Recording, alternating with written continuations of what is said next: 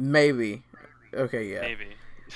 Yeah, I've hit start record. So we're good. Sick. Alright, cool. So, hey guys, it's like a follow-up video to the Let's Have a Chat that I did, and it's like a follow-up to the Kingdom Hearts 3 hype train I did with Ted a Hell while yeah. back. But with a new person, we have somebody else. Speak, Yay, it's fucker. me! Oh, there he is. I didn't actually have to tell him to speak. Thank God. No, I did. You almost did. I was halfway through the sentence, then you spoke, yeah. Yeah. So we have Travis, we have Ted, we have me. Yeah. And so Three basically, must be queers. yes. So we're basically going. It's going to be our Kingdom Hearts 3 afterthoughts. So we talk about like what we enjoyed, from like the gameplay, how everything felt, and we'll go on to the what we felt of the presentation, like how everything looked, sounded, and all that, and then go to the story, and then overall thoughts. And I'm just gonna say it. Spoilers are gonna be allowed for this. Game's been out for like what, 2 weeks now, 3 weeks, Roughly, yeah. Yeah. and there's a lot that I want to talk about, and a lot of it's spoiler shit. So yeah, it's gonna be like full on. We talk about whatever the hell that happened in the game that we have unlocked. We talk about whatever the hell we want about it. Alright, cool. This also includes the epilogue and secret ending. Alright, cool. Alright. So, introductions out of the way. Let's get on to what we enjoyed from the gameplay. So, Travis, since you're sort of like a newcomer to playing Kingdom Hearts games, like Kingdom Hearts 3 was what, your second Kingdom Hearts game that you played? The second one that I played fully, yes. Yeah, because the other one was 358 over 2 days. Correct. Okay, so from sort of like an outsider but not outsider, because I've basically been keeping you into Kingdom Hearts for years now. What did you think of like all of Kingdom Hearts 3's gameplay? The gameplay felt smooth, I believe. So like keyblade swapping and everything. Why are you laughing, Ted? Because, I believe it was alright. From my memory, I believe it. To be fair, Travis has been No, playing it's just- Dragon Quest recently. No, I Yeah. know. It was funny to me. It was just funny wording. Yeah. Like Keyblade switching I thought was a nice touch to it. how about like the magic? Like there was a lot in the gameplay. Yeah, there really was. I mean, I never really did a lot of well, I did a lot of magic, but I didn't also do like the concept of like the what's the wording? The friends thing or whatever. The links. Yeah, the links. I never really did too many of the links. I don't blame you. I don't think I did either. I mean, I think they were a cool concept. It's just like you hardly really needed them. Yeah, the links in this game are basically like summons and links in Birth by Sleep, or summons in Kingdom Hearts, like number games, and the links in like Birth by Sleep. I never used them. I never felt a need to actually use them except in Birth by Sleep when I needed a quick heal, and I didn't have anything readily available to heal me. So, like, I get you on that. Magic, I used a lot. I loved how magic worked in the game. What about you, Ted? Yeah, same. Alright, so, to begin with, I love the general combat, like the X combos and everything. I love that. It felt really nice. It felt almost on par with 2. I think 2 trumps it just a little bit because 2 had just that little bit more speed with the combat than 3 does. Not saying 3 can't get hectic. No, 3 got very hectic for me because I played on proud mode. and Proud Mode was really fun. That's how I recommend playing Kingdom Hearts 3 is through Proud Mode. Yeah, I want to point out we each played different difficulties. So like Travis played on beginner and I played on standard and then you played on proud. So I think that's really interesting too because we all get like a different perspective on how the difficulty was for the game. Like Yeah, absolutely. I think I died maybe 3 times. I died a total of 5 during Proud Mode. One thing to keep in mind though is I've played Kingdom Hearts on the hardest difficulty ever since fucking 1.5 remix. That's when we got Kingdom Hearts 1 final mix. Yeah. Ever since we got those games. I've always loved the challenge that Kingdom Hearts has brought up on the table. I'm not saying it hasn't pissed me the fuck off, but I've always loved it. So when Kingdom Hearts 3 was finally on the edge of coming out, I made it my goal. I'm gonna play on the hardest difficulty right out the gates. So from a gameplay aspect, Proud Mode is my recommended point of view for people who've stuck with the series for a long time. I'm talking people from 1. How was the difficulty on Proud Mode? Because like the common consensus that I've been like reading basically through Twitter posts was that standard mode for Kingdom Hearts 2 or Proud Mode for like Kingdom Hearts 2 was standard for 3.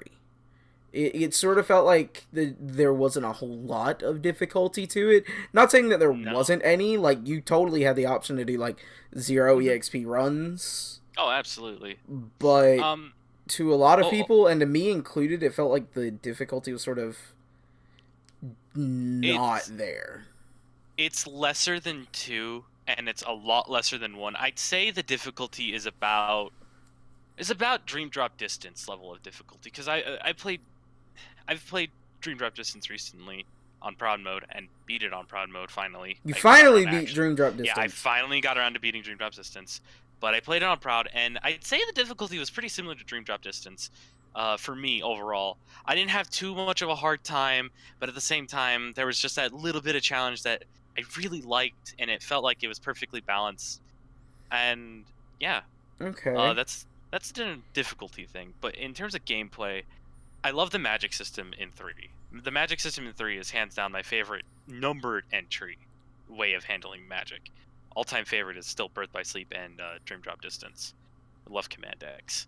But magic I fucking loved. I loved seeing the return of water magic from just old Final Fantasy games. I love that.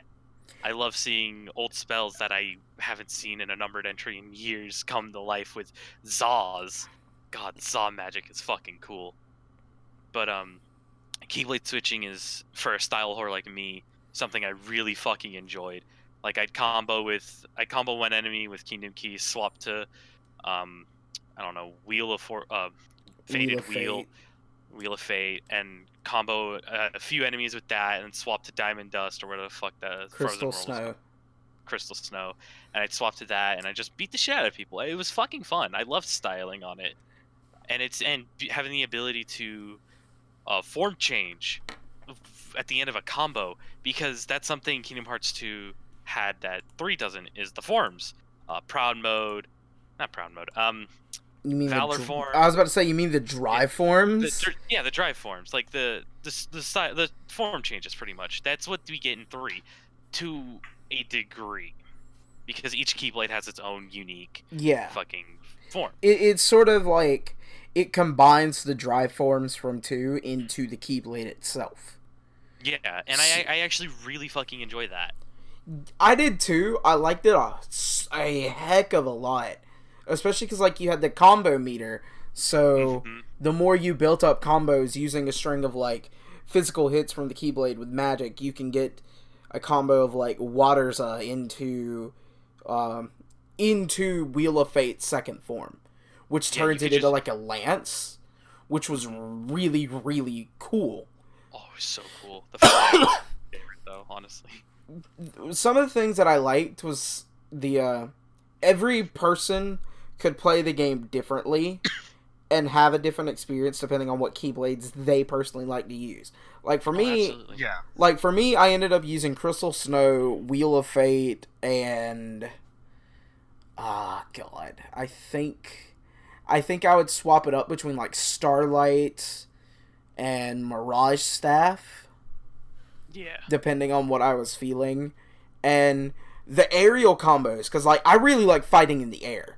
So Same. Keyblades like Crystal Snow, whenever they transform into Blizzard Blade, or Wheel of Fate whenever it goes into like the spear, they feel so cool, and they can give you a lot of combos that just sort of string together that you can mix with the magic.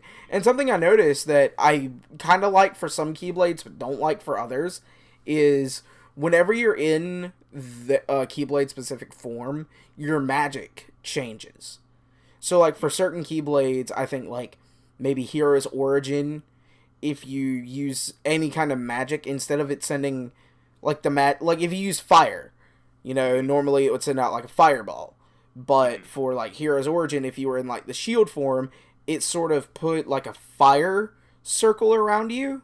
Oh yeah, it acted like old fire in Fira and Firaga. Yeah, it gave you like a defensive circle. Yeah, it gave you like an AoE rather than a straight shotgun. Yeah, and I felt for some Keyblades like I didn't like it for Hero's Origin, and I think like the more defensive oriented Keyblades were like that, whereas like magic oriented Keyblades like Mirage Staff and Crystal Snow had more offensive magic abilities, while things like Wheel of Fate and what was the one from Monsters Inc? It's named Happy Gear. Happy Gear.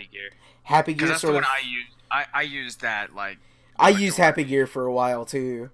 It sort of felt like a balance between the two. Because, like, even though, every Keyblade had its own individual form, there were, like, guidelines that they followed, and you could tell by Sora's outfit. So, like, if his color turned, like, yellow, he was in a more defensive style. But if it was blue, he was more magic-oriented. Or if he was green, he was more, like, balanced. Yeah, he was a physical, magical fighter, rather than having balance, but his defenses were kind of, not so much lacking, but kind of normal. Neutral. Yeah. And you never really had a good way to buff his defense anyway, beyond, like, food. Yeah. And speaking of food, how many of y'all actually use the food in the game? Like, through the main story? Not once. Like, it felt like an afterthought that, I could do if I wanted, but I didn't really need to. I mean, you get a Keyblade out of it, so they wanted you to do it. Do you get a Keyblade out of it? Yeah, you get a Keyblade out of it. If you get the restaurant to like max star rank, you get a Keyblade. Huh? What Keyblade is it? It's called like Chef's Little Helper or some shit like that. Oh. I actually didn't know that was a Keyblade. Yeah. Neither did I. Huh. So I'm gonna confess this. My most used Keyblade currently on my save file is Ultima Weapon, and when I was looking up guides for Ultima Weapon, there was a Keyblade list, one from 100 Acre Woods that obviously we all know that Keyblade. It's the weakest Keyblade in the whole entire game. Some people are saying it's one of the better Keyblades to use because of the form changes. Okay, form changes make it probably more useful than fucking 2's rendition of it, but Remy gives you a Keyblade if you max out the restaurant's rank. It's weird. It's nice. Because we've got like a list of Kingdom Keys. Or a list of Keyblades. There's Kingdom Key. There's Starlight. I'm not going to talk about the deals or the add-on ones depending on where you pre-ordered. The Shooting Star, Favorite Deputy, which was a really fun Keyblade. I liked using that one. That was also one of my top ones, because like the three that I used was Happy Gear, Favorite Deputy, and Kingdom Key. Those were my Keyblades that I used. I played the 5th on Favorite Deputy. I used it a little bit after I got it, and I liked it. It was really fun. There's Happy Gear, which was fun because of the claws and the yo-yos. Did anybody ever use Nano Gear? I did. It was You really did? fun. Yeah, Okay. it was really fun. I never equipped it. Like, not once. I was just too in love with the Keyblades that I already had. There's Ever After, which can change into Barrage Staff, which is God. That's one I used a lot. Ever After is a really busted Keyblade. It really is, because like you get Leaf Bracer with it, which if you hadn't unlocked it already is really good, and you get Erosa early. It's fucking crazy. And Crystal Snow with the Blizzard Claws and Blizzard Blades, which is amazing. Wheel of Fate has High Wind and Storm Flag. Oh, the Grand Chef. That's how you get the frying pan one. Okay. And there's also a classic tone Keyblade. Yep. It's called classic tone. Yeah. You get that one by completing all 23 Classic Kingdom minigames. That's neat. It's a super cute Keyblade. Super cute blade. I didn't know either of those were in the game, so I might need to go back and get those. Oh yeah, I recommend them. They're really fun to get. I personally like, that's something I did like about the game is for the 4 hidden blades, the optional 100 Acre Woods one, and then obviously the Ultima, and then Classic Tone and Grand Chef. I really liked them. I liked the design of the Keyblades this time around a lot. Like a lot. They looked really nice this time around. Yeah, the designs were really cool. Like, obviously, I am such a big fan of Crystal Snow. That was like my favorite Keyblade. Even when they showed it off in the trailers, I was like, yo, this is so cool. But that one and Wheel of Fate and the Ultima Weapon, those are my 3 favorite designs for Keyblades in this game. I still need to unlock Ultima Weapon. Ultima Weapon this time around is hands down my all-time favorite design of the blade. Like it looks without a second thought, it is so fucking cool this time around. It looks so cool. It is super fucking cool. The black and red with silver accents, God, it's so fucking badass. And we all played on a PS4, right? We didn't play on Xbox One? Yep. I'd assume so, yes. Okay. I'm just like gauging to see where we all did. It was just a standard PS4 too, right? Yeah. So slim for me. So how were the like frame drops with the game? The only frame drops I suffered from were in San Francisco with the nano machines. That was the only time I dropped to, like, I want to say, I am going to guesstimate, like, maybe 28 frames, 27 frames. Because I didn't notice it, I think, in, like, the 10,000 Heartless fight. Well, not Heartless fight, but enemy fight. I noticed a bit there, but I never really noticed it anywhere else. I didn't really notice any frame drops. I didn't get them during the really big enemy fight, no. I got them only during San Francisco. That was my only frame drop time. And that was during the Baymax fight. And there's definitely, like, you know, camera angles that you can do to get rid of it, so that might have been it. But, let's talk about attractions. I love the attractions. I'm 50-50 on attractions. Some of them I like, some of them I really like, some of them I hate, and some of them I absolutely fucking despise. I like some of them. Some of them I just I didn't like. Like, I hated Splash Run and I hated the Magic Carousel. Same. Those were the two Those were the ones I that were my favorite. I didn't like the Blaster one as much. That's the one I didn't like. I love the Blaster one. Like, everybody else is talking about how they hated it. That was one of my favorites. Because if you got that in, like, a really big fight, you could just go on ahead, pop that finish move directly at, like, a group of enemies, and then just keep firing away. It was the only attraction that I saw where you could still use it after you use the finisher. Huh. And I loved it so much.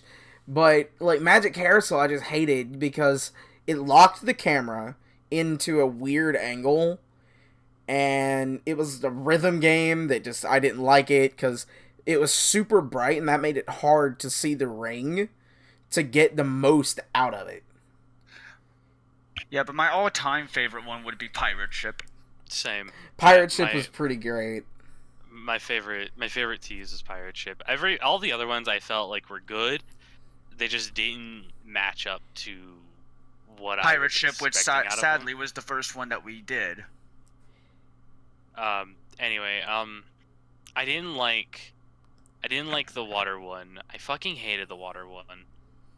That one can actually go fuck off. Like, literally, it's the most useless fucking attraction. I didn't like the blaster one. I just didn't think it was really fun. Are we all in agreement on fuck the teacups? Yeah. Yeah. Cool. I'm just glad we're all in agreement on that one. I hated the teacups. Teacups Yeah. one I just didn't like at all. It was boring. There's one attraction that I wish had gotten more use and more screen time. The roller coaster. Yeah. Yeah, actually, we only used that like twice in the whole game. Yeah, I really wish that was used a lot more, because it really just sucked how it was only used for like the Titan and the Titan and the Thousand Heartless fight. Yeah. I just call it the Horde fight because it was a giant horde of unversed Heartless and nobody at this point. But I don't know. I think attractions were the major fucking like second thought of the game. Cause like we had some that were great, and then we had some that weren't so great. Yeah. But what'd you guys think about the music this time around? Music is great. Music was fantastic. I loved the music. The opening song featuring like Skrillex was Face My Fears is honest to God the banger of the year. Yeah. Yeah.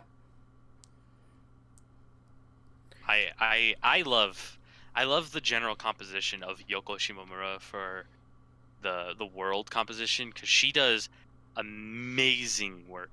Her this time around with her Twilight Town theme, I absolutely love the Twilight Town theme in 3. It is fucking phenomenal. It's fucking fantastic. Like, every world I loved the music in. Like, there was not even a single world where I didn't like the music. Like, I had my volume up the entire time I played the game. Yeah, same. Yeah. Each world had really good composition, and the sound effects are all really nice. I liked a lot of it. There were some issues though that I had with the mixing between the sound and voice acting. At times, it could be a little the voice acting can be a little overpowering, in my experience.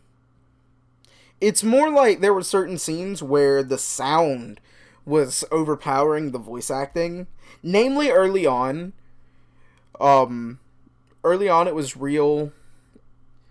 It was really like, sometimes the intense music got over the voices, but like over time, that sort of fixed itself. Yeah. And while I did have like a gripe with it at the start, it got better, so I can't really complain too much about it. But I did like the score overall. What'd you guys think of how the game looked, though? Oh, it was fucking beautiful. It was breathtaking. Fucking, I'm gonna be using Twilight Town a lot because Twilight Town was my favorite portion of this game, like aesthetically. Twilight Town looked fucking beautiful. The sunset, the way the light just came through the trees, the way just everything was looking in Twilight Town. It felt so cozy and so at home, and I fucking loved it. The game looks beautiful. It really does. And going from like world to world, they packed so much into these huge worlds that it doesn't feel like there's really an empty section in the world to me. Yeah, well, besides Frozen, but Frozen in itself is like a different beast. That is to get into the little nitpick already real fast. I wish they did more with Frozen. I do too, cause like the maze at the start was super cool.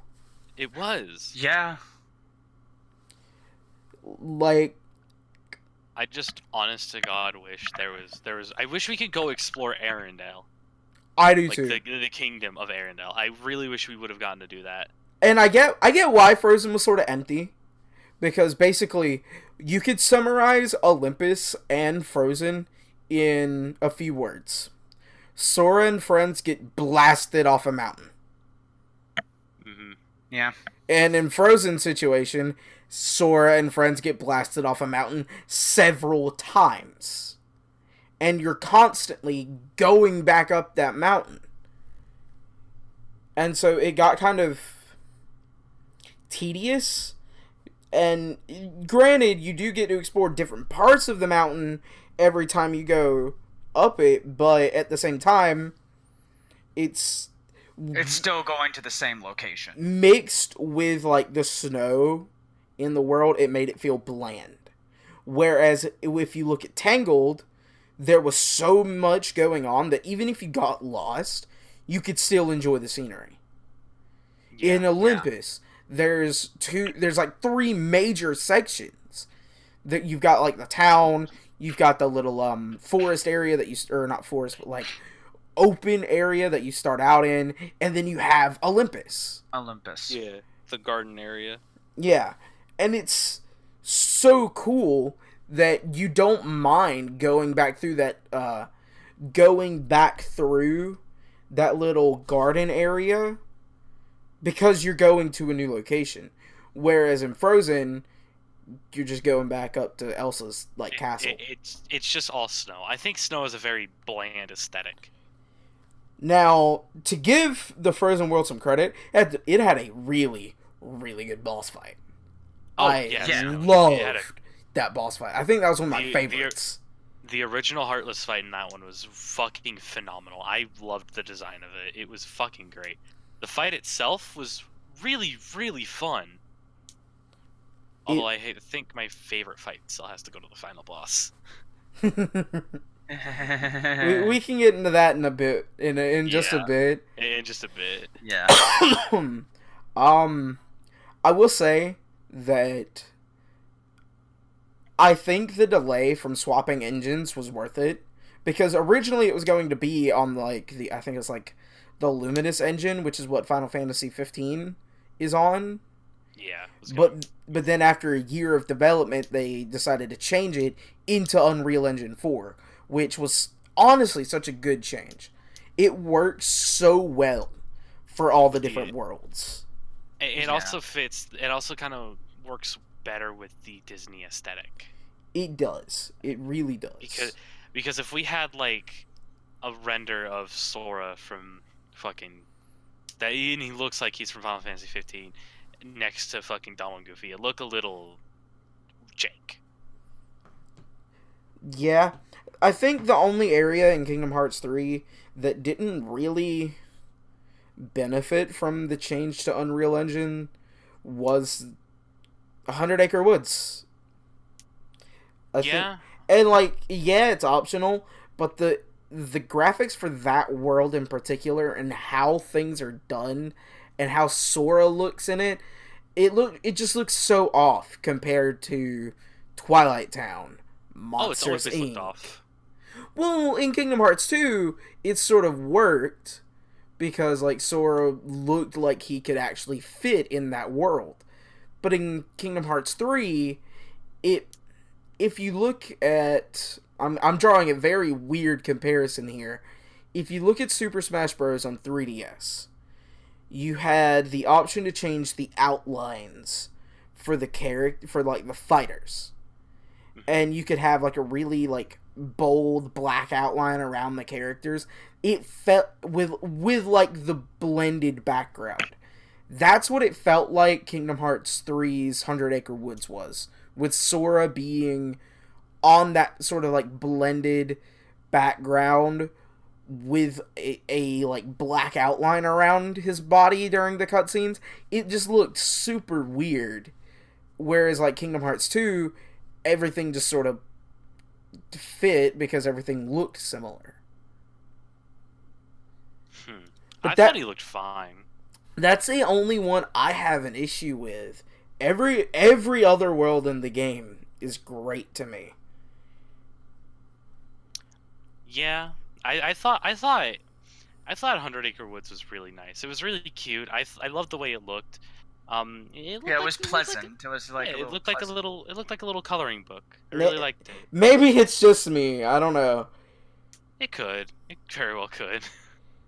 I do want to say though, I liked how the returning worlds that we went to, like Twilight Town, for instance, sort of updated from like where they were in Kingdom Hearts 2.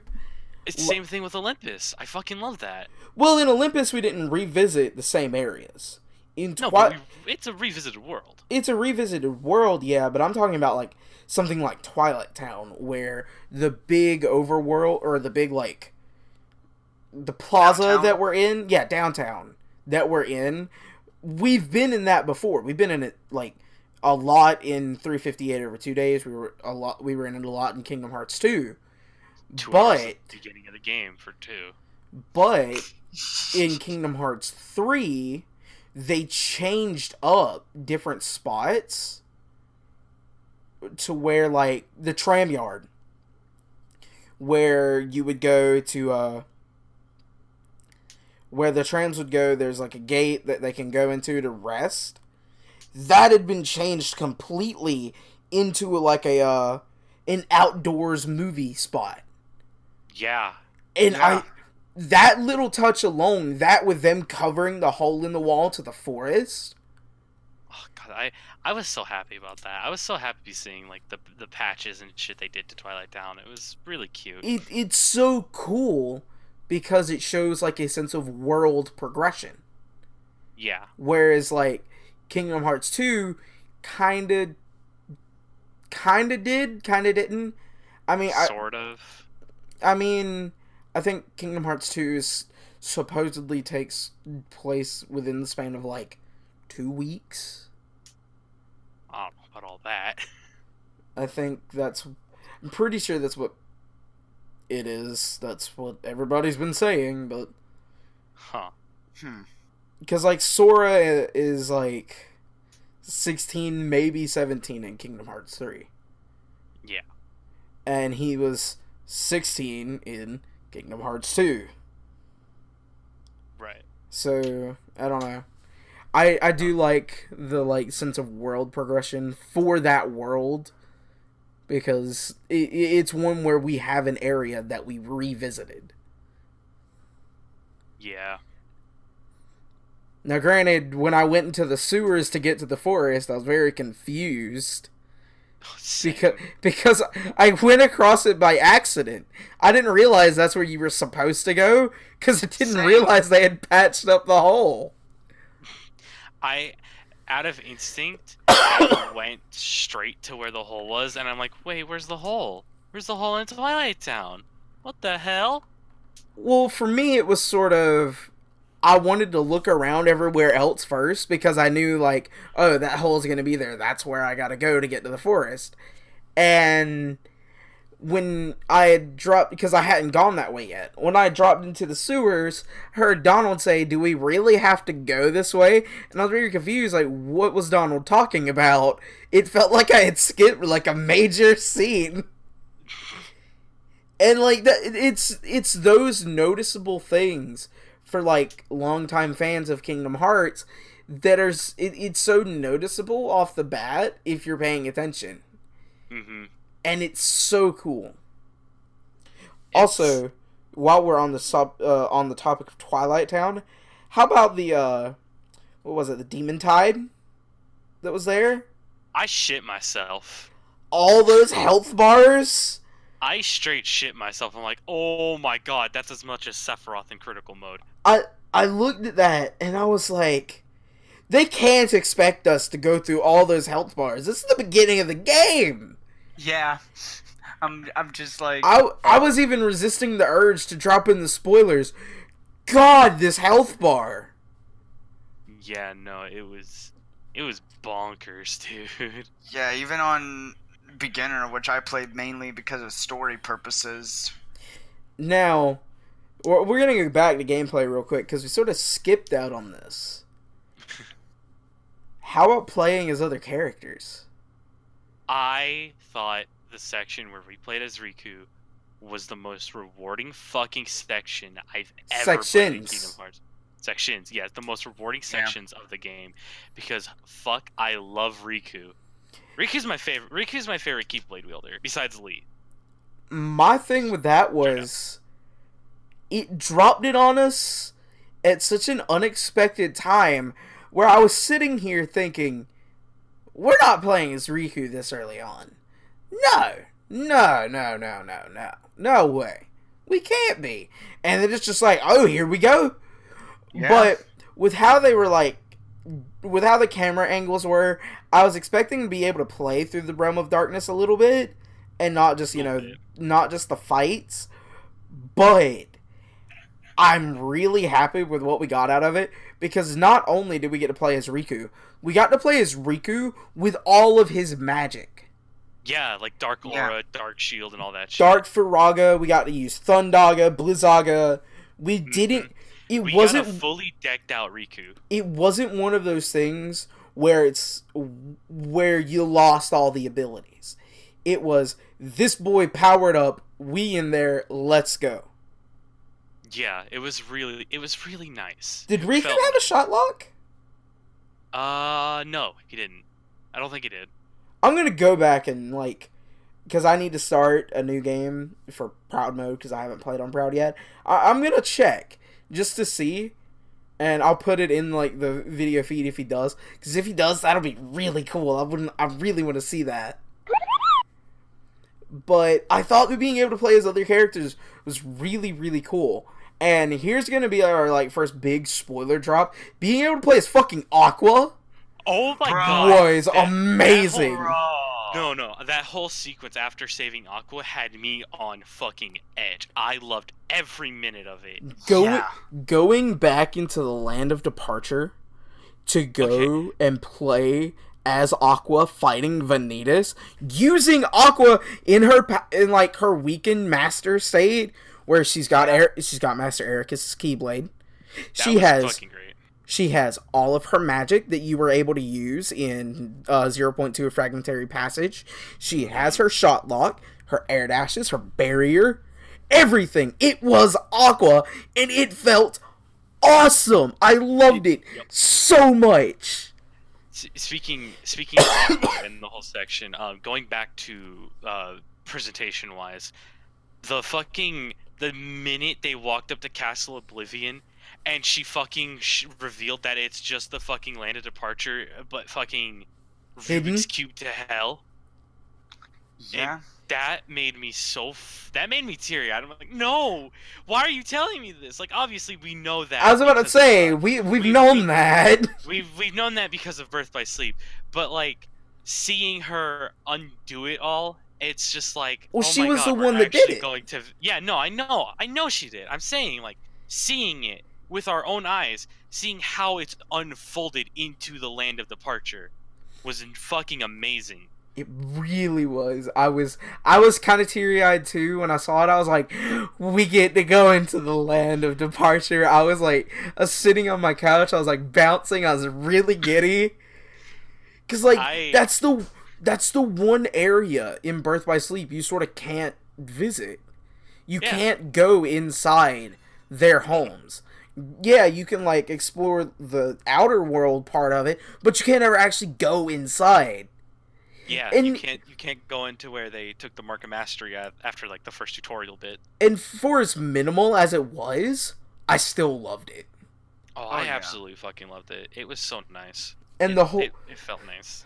The whole scene with Aqua creating that barrier around her and Vanitas. Oh, that was fucking cool. And then Sora talking with Ventus. Yeah. And Ven just jumping out of the chair, Keyblade in hand, busting through that barrier, about to smack Vanitas. I was jumping up. I was so hype. I popped off on that moment because goddamn, that moment was so ungodly fucking hyped. It was so cool. And here's the thing, it was the moment people have been waiting for. It really was. Like, it was the moment people have been wanting Ven to wake up. We've been hunting for him. He's here. Sora's got the power of awakening. Let's go! Now that we're getting into this section, what did you guys think of the overall story? The story... There's no words can describe my amazement for it. For me, the story did what it was supposed to do. It wrapped up the Seekers of Darkness saga. That is 100% what it was meant to do. It was not meant to sort of be a sequel. It was meant to sort of end this saga. While simultaneously, it set up Kingdom Hearts 4 in a way with Sora and the Lost Masters. Possibly 4. It could be a different game. I doubt this will be like a sort of like a side game in the manner of Birth by Sleep. Anything involving like the Lost Masters and Lushu and Sora, it's gonna be like the next number game. I doubt it'll just be called Kingdom Hearts 4 because that'll sound pretty dumb. Not really. But there's going to be like a subtitle to it. Oh, absolutely. But it did what it was supposed to do. There were certain things I wish we had gotten more of, like in terms of like characters. I kind of wish Kairi had more character development to her. The whole scene in the Keyblade Graveyard where Xemnas had gotten his ass kicked, or well, not Xemnas, but Syax had gotten his ass kicked, and Xemnas was like, alright, well, you know what? Fuck you for, I'm stealing someone.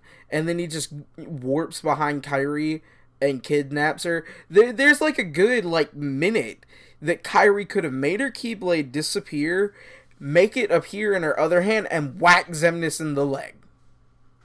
Like, Kairi could have done so much, but instead is resorted to damsel in distress. And that just, it didn't jive well with me. I didn't like that. I wish she had had more character development. See, you say that, but they can't sense where he teleports. Well, yeah, they can't sense where he teleports, but Kairi, he straight up grabbed Kairi's arm. And for a minute was just standing there talking. During that minute, Kairi could have let that Keyblade in her hand disappear, because that's what he had her held up by her hand, holding the Keyblade. She could have made the Keyblade disappear, have it show up in the other hand, whack him in the leg. And Kairi's short enough; she could have whacked him in the kneecap. I don't think that's the whole. I don't think the whacking him in the leg thing would really. It would have let him go, or let her go. Let's be real. You have to remember who you're dealing with also. You're dealing with one of the vessels of darkness. I think it's going to take a lot more than a whack to the leg. Yeah. I don't know.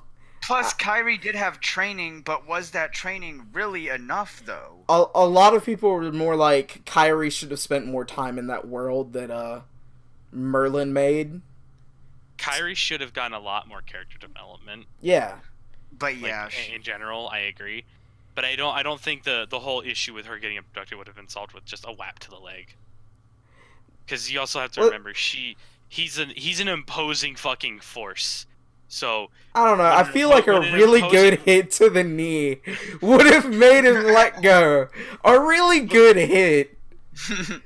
But you And, also like, have to remember. This isn't you also- Skyrim. Well, you have to remember. It took Riku and Sora to beat the shit out of him beforehand, and even then, just barely.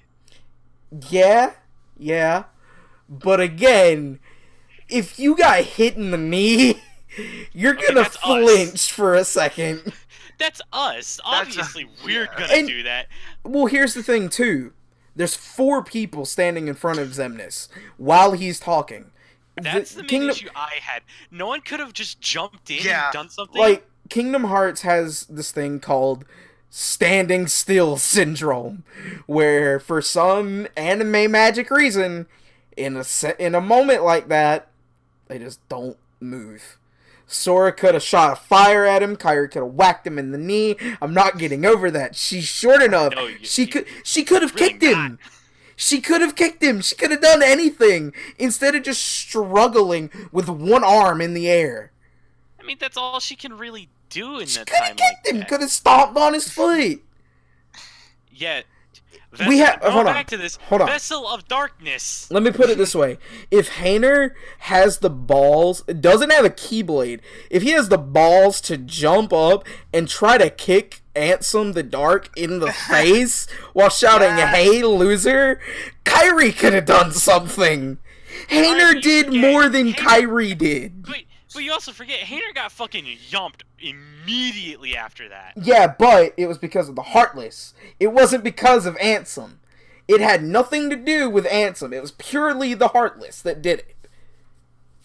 And nobody came and saved him, which was nice. Yeah, I like Kairi that. could have still been intimidated and scared, which is also why. Which means that Kairi was a little bitch and needed more character. Well, instead of being resorted to damsel in distress.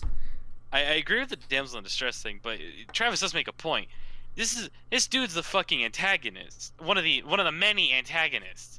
I don't think you're gonna think rationally in a time where one of the main antagonists is trying to fuck you up. And I'm gonna draw that back to, we had Lee, Xion, Roxas, but you also have to and remember, Sora, but you also all have to remember, standing there. But you have to also remember, he could have done something to Kairi that they couldn't have predicted. Did you mean like what Xehanort did? Or kill her. And right outright kill her? Yeah. Yeah. Like, Kairi getting killed was probably the penultimate thing for her development. Oh, Lamau died. Again. It's not the first time she died. It just bugs me that there was so much more in that scene that could have happened. But it's still my favorite scene in the game because Roxas and Xion. Yeah. But overall, going back to the overall story thing, sorry to cut you off, Roxy, but I think the story did what it was supposed to do. Like you said, it closed the chapter, and then it opened a new one up for us to get even more excited about.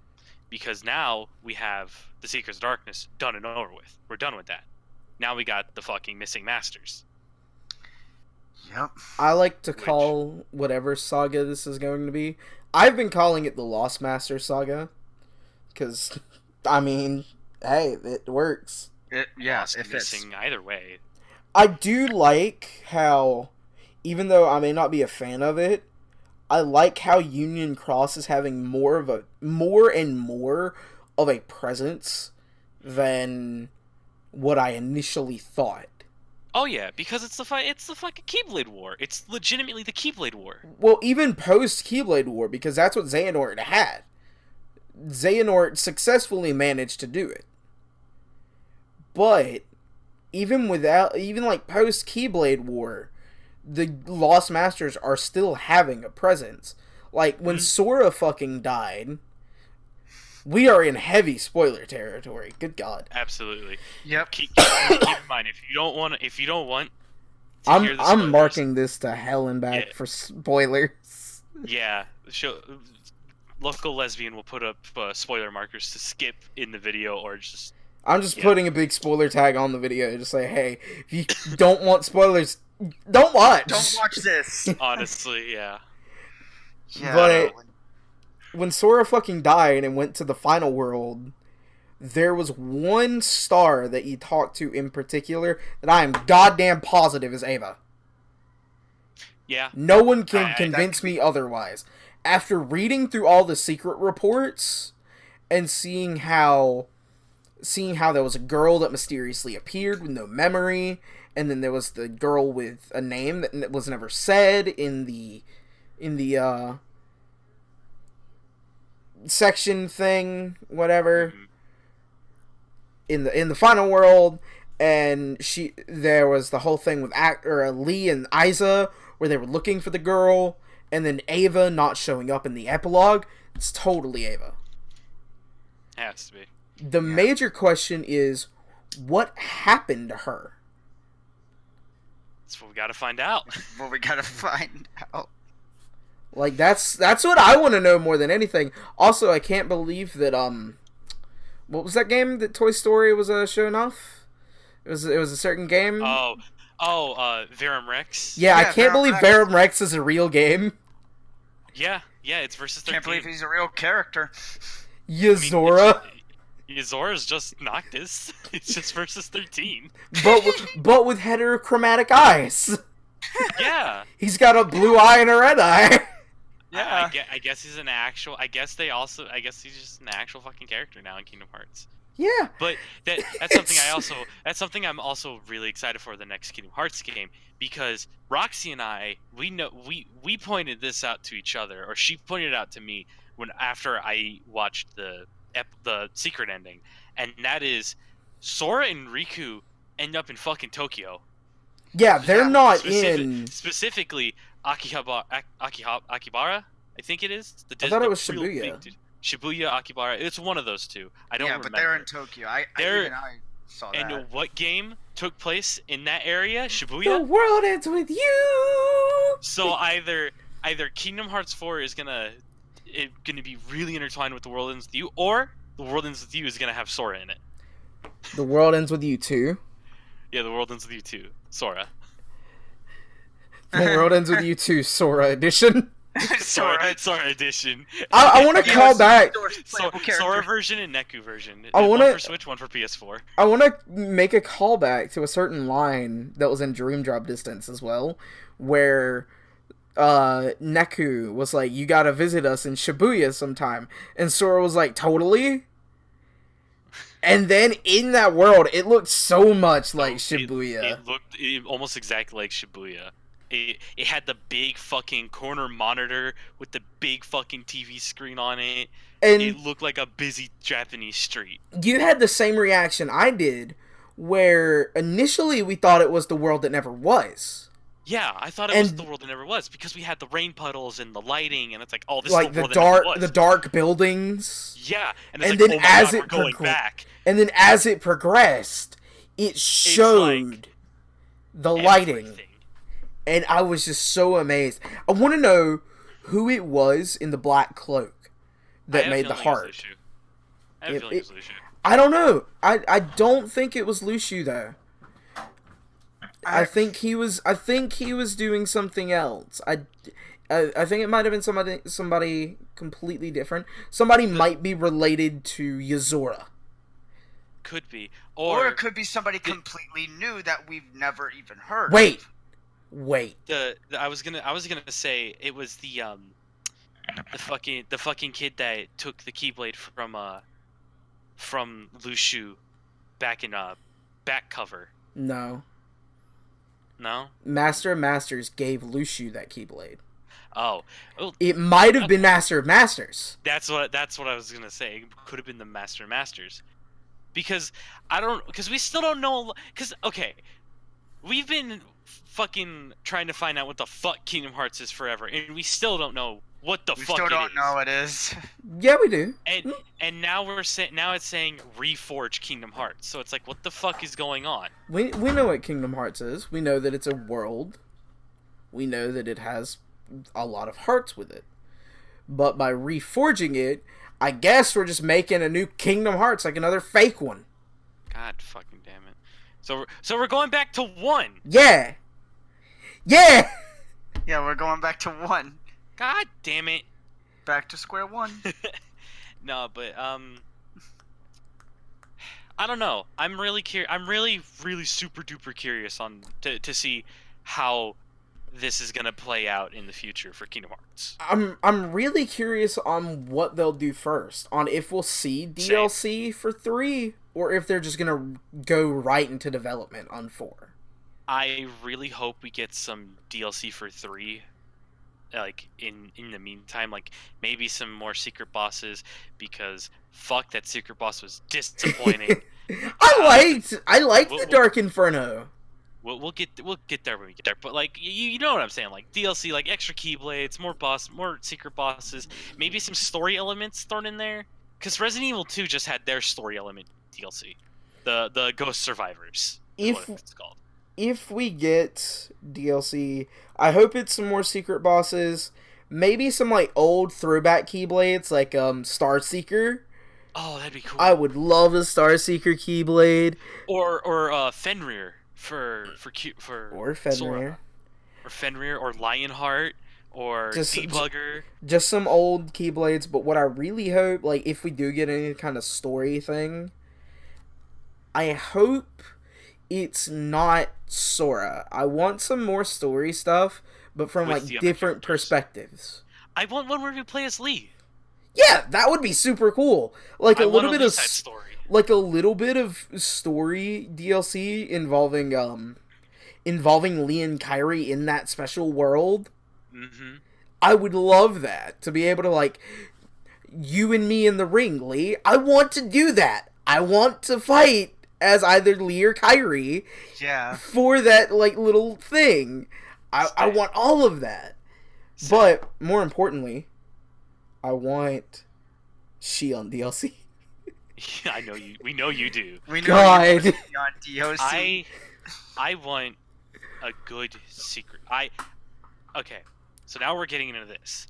I want a good secret boss. Hey. I want a good fucking secret boss. I'm not saying the secret boss was bad in Kingdom Hearts 3. Dark Inferno is a cool fucking boss. It was a fun fight, but it's not Sephiroth. It's not. No, it's just not Sephiroth. It's not Lingering Will. It's not Sephiroth. It's not George from Kingdom Hearts 1, the giant fucking sand thing from Agrabah. It wasn't Trinabog. It wasn't any of those. It wasn't No Name or No Heart. It wasn't Mysterious Cloaked Figure from 1. It wasn't a secret boss to me. It was like an overpowered mook. Here's the thing. All of those secret bosses have ended up having some kind of... Except for, like, maybe a couple of them. All of the humanoid secret bosses have had some kind of story relevance. Yeah. Like, Lingering Will, Terra's armor, shows up in 3. His stand. Sure. Fucking JoJo weeb. Fuck yeah. Lingering Spirit was Vanitas' remnant in Birth by Sleep. Like, that was story stuff. Fighting the mysterious figure in Birth by Sleep. That was young Xemnas. A younger Xemnas. Yeah. Or, like, young Zayn, or whatever you want to call him. Well, he was in Kingdom Hearts 1, too. Same exact boss fight and everything? Mm-hmm. Okay, well, yeah, young Xemnas, or young Xehanort then. Yeah, young Xehanort. And then, in 2, you had Sephiroth. And Sephiroth has always had something to deal with Cloud. Well, but... In 1, you also fought Sephiroth. He was a Colosseum boss. Okay, well... He's always having something to do with Cloud. But because of the lack of Cloud, there was no Sephiroth. Because, you know, there was no Final Fantasy characters. God, I don't understand that. Because literally the only Final Fantasy characters to blink out of existence were Cloud and Sephiroth. Because once they clashed blades at the end of 2, there was a blink and they're gone. It was Squall, Luffy, Yuffie, not Luffy. Yuffie, Terra. Yeah, it's not. Yuffie, Aerith, and Sid. They all stayed behind in Hollow Bastion. That's something we didn't even visit, was Hollow Bastion. That's why they weren't there, because we never visited it.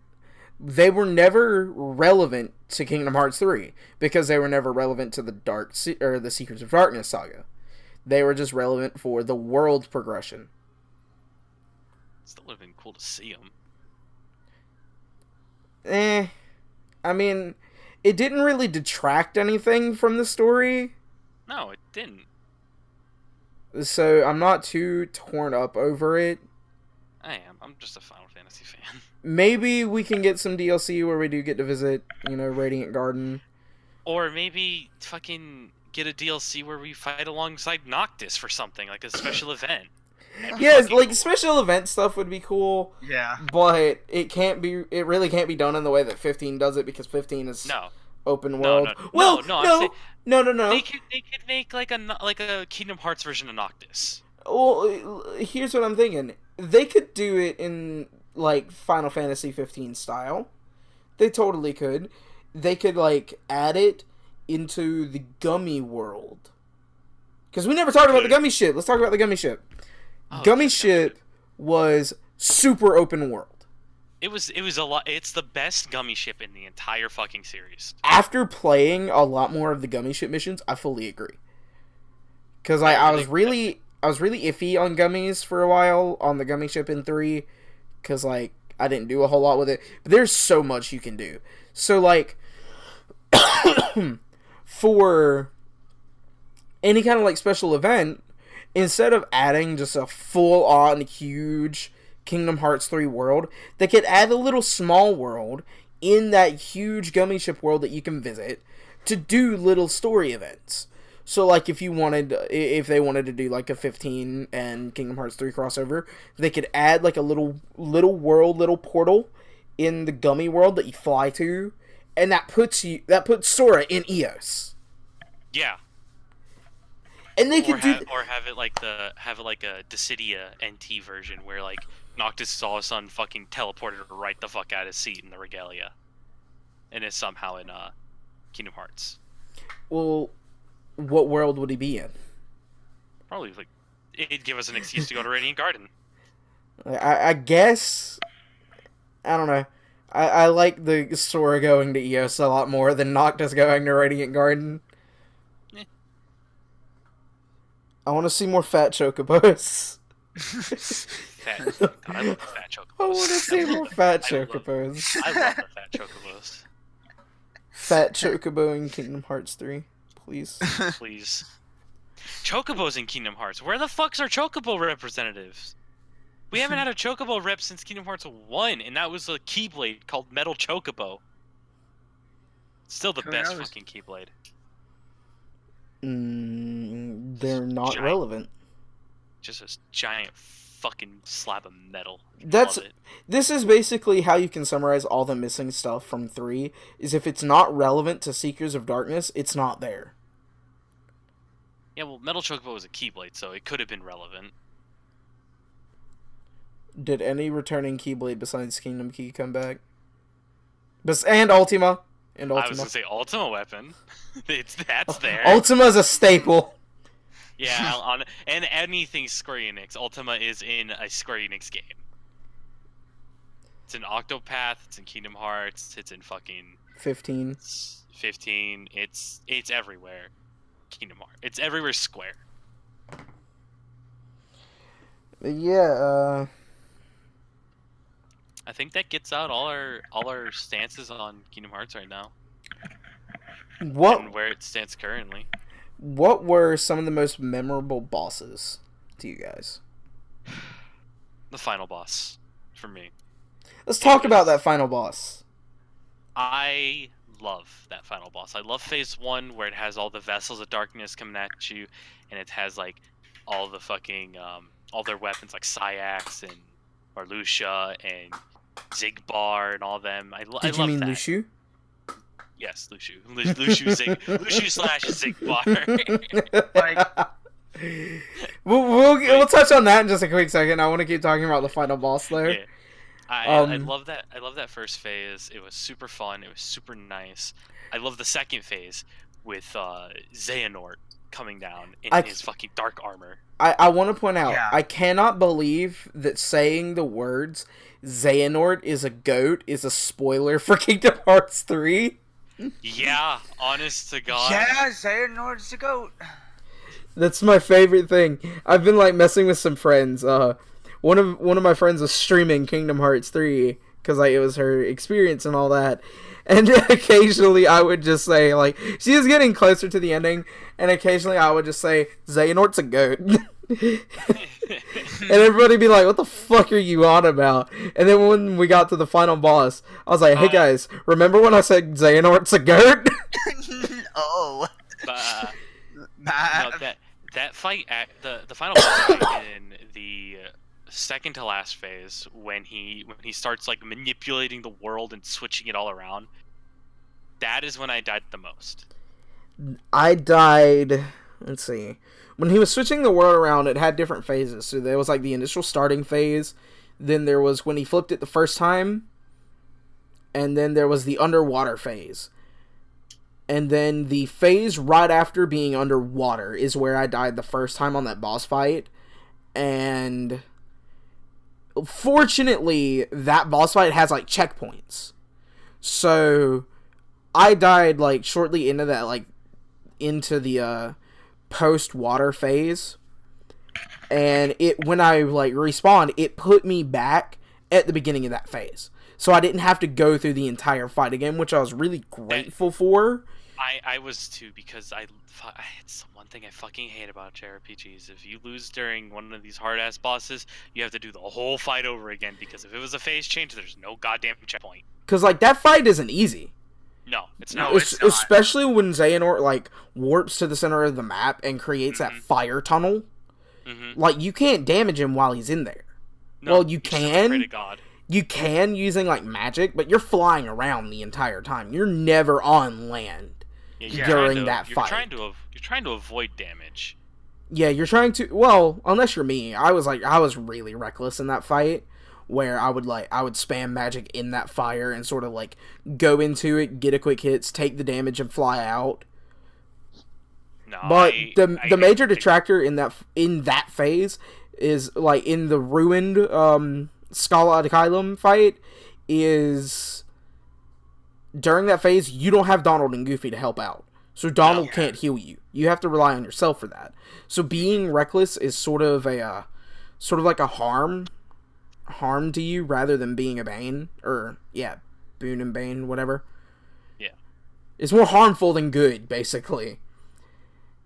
And it was like one of the few times where I've almost died was that final boss fight, like just that entire sequence. like I died on that phase, and then once I respawned, I didn't die again. Because like I was already low on HP, and I couldn't really heal because my magic was already low. So I was out of items, I was out of magic. I was like, shit, I'm screwed, and I couldn't go into rage form. Right. But the phase after that, when you're at the very top of Scala ad Kylum, and it's Xehanort versus Sora, Donald, and Goofy. No armor, no nothing. That fight is so cool. Especially when Xehanort calls down Kingdom Hearts and steals Sora's light. And forces him into rage. That fight, the final phase of the whole fucking boss fight was fucking sick. Because, like, Xehanort just steals that light, you're in rage form, but you can't deal damage to him during that. Once he steals your light and you're enraged, you don't deal damage to him. You just have to wail on him to get those light orbs back to turn back into normal Sora. Yep. Yeah. And I thought that was super cool. Because, like, usually, you know, almost everyone will have used rage form by that point. They'll know that it's a strong-ass form. Oh my god, my phone's going ape shit. Jeez. 1 sec. Alright, we are unpaused. So, where were we at? We're talking about Xehanort fight. We're talking about the Xehanort final boss with the And so, like, by that point, everybody's gonna know that rage form is such a powerful form. It's I used it a lot. Like that's because I never really got button command for it, except like 2 times throughout my entire run. Kingdom Hearts 3. I used it a lot, and it's such a strong, powerful form. And it's not like Kingdom Hearts 2, where it was random, and it was like, no, not this. In 2, anti-form was dependent on how many times you used your drives. Yeah. So, like, let's say you were using Valor one too many times. The next time you'd go into Valor, you'd get anti instead. There was like It was a punishment rather than a support. Yeah, there was an internal counter to how many times you use drive forms. Yeah. And then there's the one Keyblade where it's like, no matter what, it's a 50-50 chance of you going into dry or anti.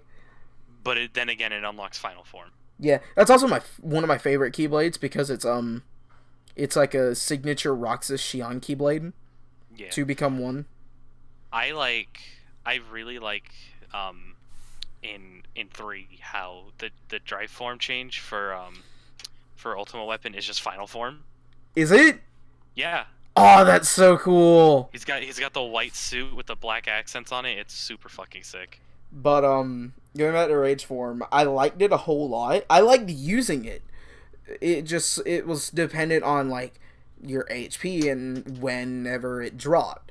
And the cool thing about it was, did you guys ever use Risk Charge whenever you used it?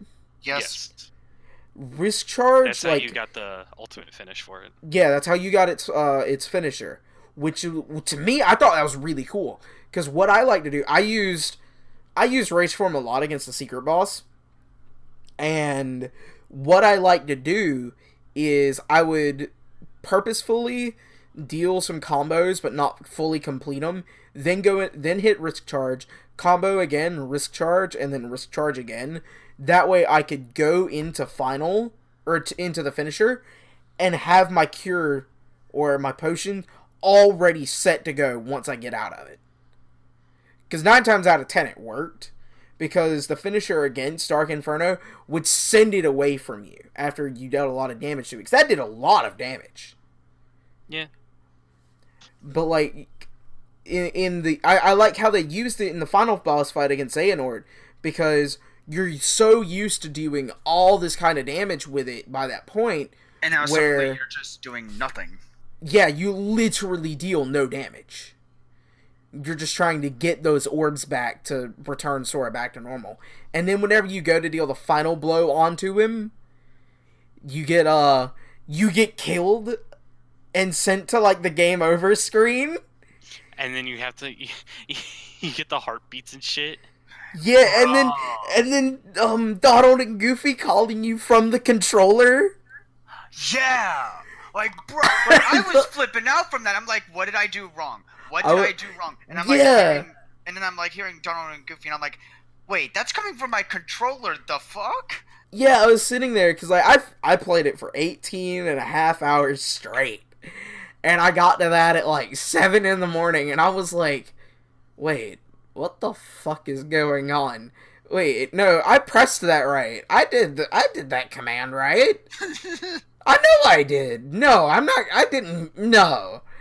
And I was sitting there pressing, I was pressing triangle, I was pressing X, square, circle, L2, R2, L1, R1. I was trying to do everything I could. And then I felt my controller vibrate, and I saw Sora's, pulse. And I was like, what the fuck is going on? And then you just hear Donald and Goofy in your controller. And then you get to press triangle and beat Xehanort, which was super cool. Yeah. Yeah, the whole final boss is honestly the biggest highlight for me. It was such a cool fight. I was about to say, do you want to add anything to that, Ted? That's all I really have to add. It was just when I think of Kingdom Hearts 3, I think the peak of its performance and everything was its final boss. And it was flashy as hell too. It was such an aesthetically pleasing fight. Yeah. I love the area the fight was in too. What was it called, Roxy? Scala ad Kailum. Yeah, Scala al Kayum. I really like that place. It's fucking pretty. It really was. Also, can I just say I feel bad for Terra because he can't stop being used by anybody. Yeah. Yeah. Fucking Ericus was hiding out at him next. This poor dude's being used by Xehanort. He was turned into a Heartless. He was fucking turned into a pile of armor. And then Ericus is inside of him. Terra's about as big as Vessel for Hearts as Sora. Yeah. Terra was a literal magician's hat. People kept just getting pulled out of him. Like Fucking Christ. when I saw that, I was like, "Hey, it's Ericus." Then I like sat for a second. I was like, "Hey, wait a minute." So I guess we're coming close to the end of this because I'm getting tired and I need to play Monster Hunter today at some point. But fucking with this, what are your guys' closing statements on Kingdom Hearts 3? It's a great game. It's got its issues. It's got some flaws to it. It's not a perfect game like people have been saying. I know we've only really been speaking the good parts of it and never really talked about a whole lot of the bad, but it is definitely it's a good game. It has been well worth the wait, though I understand where some people have been feeling let down. I was kind of let down after I had beaten it because I was hoping that it would be longer. But it is a great, fantastic game that I would rate out of all the Kingdom Hearts games as like my second favorite. That's fair. Travis? For me, this game was really fantastically well made, well done. Granted, I haven't really played all of the Kingdom Hearts games, so I can't really say, like, oh, this one's better than this one and this and that. But all in all, like, just as a game itself, like, the passion, the story behind it, like, this was worth the wait. And as Roxy said, yes, the game could have probably have been longer, yes. But with the time and the effort that was placed into this game, there are no really wrongs with it. And yes, there are some flaws in the game that we really haven't touched on, but that's because the pros of this game far outweigh the cons. Okay. And like, this game is just beautifully done. Like, storyline, like, I was clenching my heart throughout the entire freaking ending and epilogue. I was literally screaming into my pillow not to wake up anybody that was in the freaking house because it was 1 a.m. when I finished this game. Like, it got to me, and a lot of things don't get to me, but this did. And like, for it to do that, this game is already like one of my favorites of playing. Especially for you, since you really haven't played a lot of the Kingdom Hearts games. You really only played this one in 358. Yeah. Yeah. How about you, Ted? My overall thoughts on this game is how I feel about Travis Strikes Back, No More Heroes. It's the game we've been wanting and needing to just reassure us, the fans, that yes, passion in this game, in this series, in this game, still fucking exist. But in the same breath, much like Travis Strikes Back, I don't think this is the game a lot of the fans wanted. Like, I'm talking the super fans, like people who have been going at certain individuals, I won't name drop anyone, but telling them to off themselves because of their opinions on the game, because this is a series that they've loved since childhood, and since 3 is their childhood dream come true, they're voicing their opinions on it, and people are upset with their opinions. Those fans are pleased with this half-assed project. But people like us who see the game for a lot more, like the general community for Kingdom Hearts, people who've played all the games, people who get the lore, people who are in the community and really they have their heads screwed on tight, pretty much. People with a brain. I'm gonna say that because recently the Kingdom Hearts community has been fucking toxic as shit. But with people who have a clear mind and a clear opinion on the game, this game is well worth it. It's well worth it. It's nice. I don't think it gets to where Travis is saying it's beautifully crafted and all that. Aesthetically, I 100% agree. Aesthetically, it's fucking gorgeous. But in terms of just like the finished product, it's the game we've been needing for a very long time, and I couldn't thank Nomura, even though I really want to beat the shit out of Nomura. I think a lot of fans do, just because of that the epilogue and the secret ending. To close this, I'm gonna say the same thing that I've been saying to everybody. Kingdom Hearts 3's ending was exactly that. It was a Kingdom Hearts ending. Mm-hmm. Yep. If you have played 1 and seen the ending and the secret ending, and you have seen 2 and the secret ending, Birth by Sleep, if you have seen the ending of a Kingdom Hearts game and gotten the secret ending, you will understand what I mean when I say this is a Kingdom Hearts ending. Yeah, it's a Kingdom Hearts ending. Through and through, I couldn't agree more. The ending to this whole game was a Kingdom Hearts ending, and as a finished product, I really love this game. In terms of ranking it, I think this is taking 1. I think this is taking top for me. I think it beats 2 just that little bit more because of the sentimental value. Alright. Well, that's just me, though. I think once we get a little bit more DLC, things can change in time, and people's opinions will definitely sway, and a lot of issues we have with the game might be changed. Things that we don't have issues with might be changed, and we end up having issues with it. I don't know. Something can happen, and a lot of opinions on this can change. And when those opinions change, and if we do get DLC or more information, you can damn well expect us to make another format video like this. Because this is something we as Kingdom Hearts fans do enjoy. We like talking about the game, and we like sharing our opinions. And we will not stop talking about the game. No. No. Ever. Not at all. No, never. I don't think discussions for this game will ever fucking die, like at all. like look Just at us. This entire series will never die. I mean, no, I think the series is coming close to the end. No, I don't think so. I think I don't. Okay, let me rephrase that. I think Sora's time is coming to an end. Yeah. Because I've made this comparison in the previous video and on multiple streams with Roxy, that much like Yakuza 6, that's Kiryu's final story. That's not Yakuza's final story. That's the end of a chapter for Kiryu. We don't know what the future entails. And much like with Kingdom Hearts, I think whatever game we get next, or DLC, whatever story would happen, I think this might be the end for Sora.